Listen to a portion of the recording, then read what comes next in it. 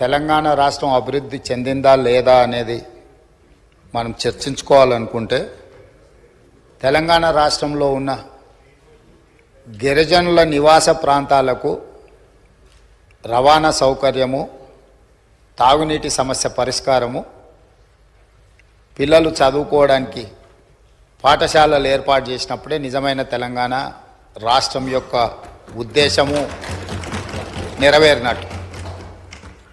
ఈ మధ్యకాలంలో నేను చాలా విషయాలు నా నియోజకవర్గంలో కూడా తమరికి తెలుసు, తమరి పక్కనే ఉంటుంది బొమ్మరాజపేట మండలం.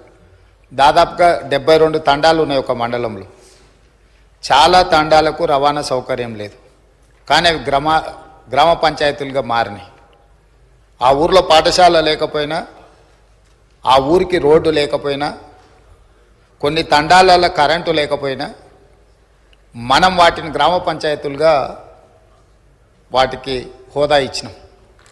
అందుకే ఈ ప్రభుత్వం నిశితంగా గమనించి ఈ తెలంగాణ రాష్ట్రంలో ఉన్న అన్ని తండాలలో గ్రామ పంచాయతీలుగా రూపాంతరం చెందిన, గతంలోనే గ్రామ పంచాయతీలుగా ఉన్న తండాలకు ఖచ్చితంగా తండాల నుంచి మండల కేంద్రానికి 100% బీటీ రోడ్డు వెయ్యాలి అని మా ప్రభుత్వం నిర్ణయం తీసుకున్నది.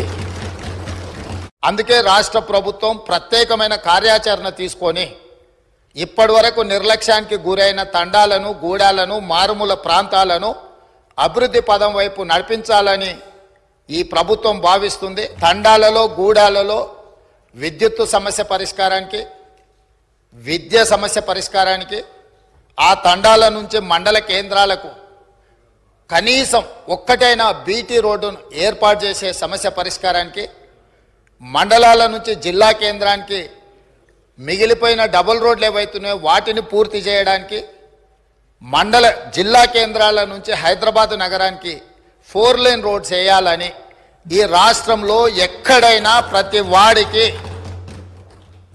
ఒక మంచి రవాణా సౌకర్యం ఏర్పాటు చేయడం ద్వారా ఇవాళ పేదవాళ్ళు కష్టపడి వాహనాలు కొనుక్కుంటున్నారు, కానీ సొంత ఊరికి పోవాలంటే రోడ్డు ఉండడం లేదు. సైకిల్ మోటార్ల మీద పోయి గుంతలలో పడి కింద పడి భార్య పిల్లలతో పోతూ ప్రమాదానికి లోనై చనిపోతున్నారు. దీనికి కారణం మనం సరైన మౌలిక వసతులు ఏర్పాటు చేయకపోవడం. అందుకే రాష్ట్ర ప్రభుత్వం ప్రత్యేకమైన కార్యాచరణ తీసుకొని ఇప్పటి వరకు నిర్లక్ష్యానికి గురైన తండాలను, గూడాలను, మారుమూల ప్రాంతాలను అభివృద్ధి పదం వైపు నడిపించాలని ఈ ప్రభుత్వం భావిస్తుంది.